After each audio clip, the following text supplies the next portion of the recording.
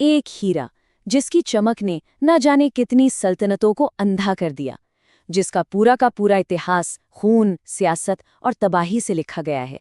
ये कहानी है कोहिनूर की, एक ऐसा पत्थर जिसकी कीमत साम्राज्यों ने अपनी बर्बादी से चुकाई। कहते हैं ये हीरा सिर्फ बेशकीमती नहीं है बल्कि शापित है। इतिहास इस बात का गवाह है कि जिस भी पुरुष बादशाह के सिर पर इसका ताज सजा, उसका तख्त और ताज दोनों ही मिट गए। सल्तनतें खाक में मिल गईं, बादशाह बर्बाद हो गए और सिंहासन लहू से लाल हो गए। लेकिन सवाल तो यही उठता है, क्या सच में एक पत्थर में इतनी ताकत हो सकती है? क्या एक हीरा बड़े बड़े साम्राज्यों की तकदीर लिख सकता है और उसे मिटा भी सकता है? तो चलिए आज इस हीरे के सफर में चलते हैं और इस रहस्य से पर्दा उठाते हैं। इस कहानी की शुरुआत होती है इसके रहस्यमयी जन्म से और उस किंवदंती से जिसने इसे इतिहास का सबसे खतरनाक हीरा बना दिया। देखिए, कोहिनूर आया कहाँ से, ये आज भी एक बहुत बड़ी पहेली है। कुछ पौराणिक कथाएं तो इसे 5000 साल पुरानी स्यमंतक मणि बताती हैं, जो भगवान कृष्ण के पास थी।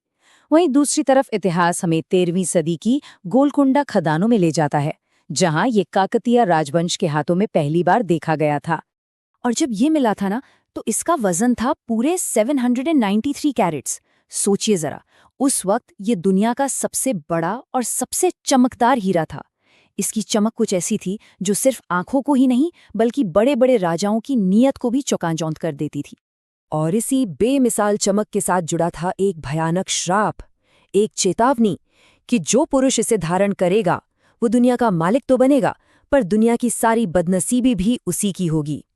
इसे सिर्फ ईश्वर या कोई स्त्री ही बिना किसी अनिष्ट के पहन सकती है। बस इसी एक पंक्ति ने आने वाली कई सदियों का इतिहास तय कर दिया।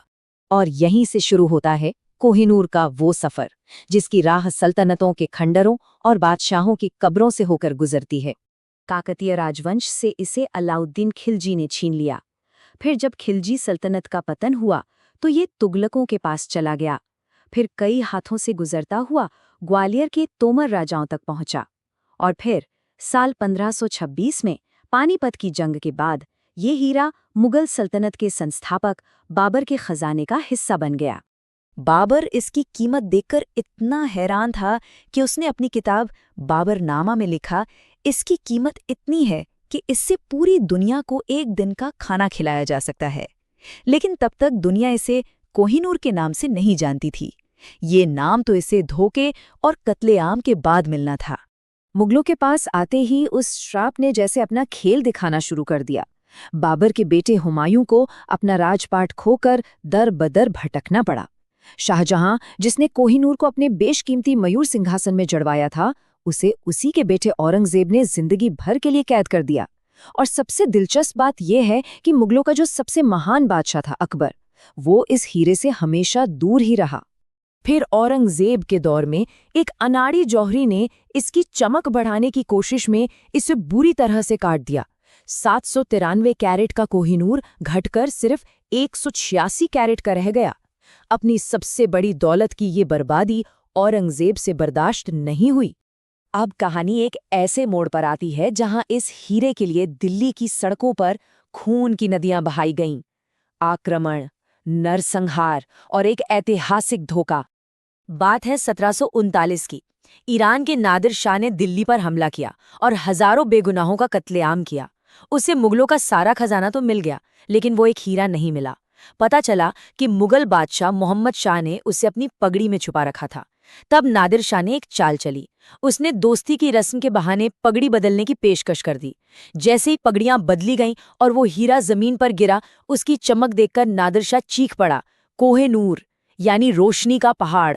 लेकिन वो रोशनी का पहाड़ नादिर शाह की जिंदगी में अंधेरा लेकर आया।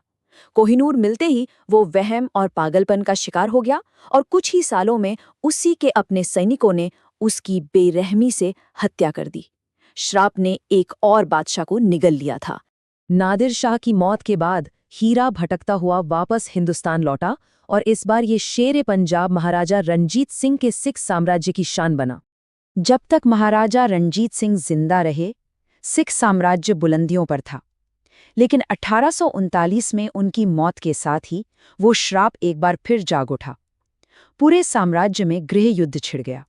रणजीत सिंह के वारिसों का एक एक करके कत्ल होने लगा। इसी कमजोरी का फायदा अंग्रेजों ने उठाया और हमला कर दिया। और आखिर में एक 5 साल के बच्चे महाराजा दलीप सिंह से लाहौर संधि पर दस्तखत करवाए गए और कोहिनूर को महारानी विक्टोरिया के लिए एक तोहफे के तौर पर छीन लिया गया। और यहाँ से कोहिनूर की कहानी एक नए दौर में दाखिल होती है। अब ये सिर्फ एक हीरा नहीं था, बल्कि गुलामी, सियासत और राष्ट्रीय गौरव का प्रतीक बन चुका था। जब कोहिनूर लंदन पहुंचा तो लोग उसकी भारतीय कटाई से कुछ खास खुश नहीं हुए। उन्हें वो चमक नहीं दिखी जिसकी उम्मीद थी। इसलिए महारानी विक्टोरिया के पति प्रिंस एल्बर्ट ने इसे फिर से कटवाने का फैसला किया। इस प्रक्रिया में हीरे का वजन और भी घटकर सिर्फ 105.6 कैरेट रह गया। श्राप की कहानी ब्रिटेन तक भी पहुंच चुकी थी। शायद यही वजह है कि कोहिनूर को आज तक किसी भी ब्रिटिश राजा ने अपने ताज में नहीं पहना। ये हमेशा महारानी विक्टोरिया से लेकर बाकी रानियों और क्वीन कॉन्सॉर्ट्स के ताज में ही लगाया गया, जैसे कि वो भी ये मानते हों कि ये हीरा किसी पुरुष शासक के लिए मौत का पैगाम है। आज कोहिनूर पर सिर्फ भारत ही दावा नहीं करता। इसका खूनी इतिहास इतना उलझा हुआ है कि पाकिस्तान, अफगानिस्तान और ईरान भी इसे अपना बताते हैं। ये दुनिया के सबसे जटिल मालिकाना हक वाले विवादों में से एक बन चुका है। भारत में तो आज़ादी के ठीक बाद 1947 से ही इसे वापस लाने की कोशिशें शुरू कर दी थी, लेकिन हर बार ब्रिटिश सरकार का जवाब एक ही था, नहीं। साल 2000 में तो उन्होंने ये तक कह दिया कि कोहिनूर अब उनकी ब्रिटिश विरासत का हिस्सा है। तो आखिर में सवाल यही बचता है, एक पत्थर जो भारत की जमीन से निकला, जिसने सल्तनतों को बनते और मिटते देखा, जिसका हर एक पहलू खून और आंसुओं की कहानी कहता है, क्या उस कोहिनूर को अपने घर वापस नहीं लौटना चाहिए?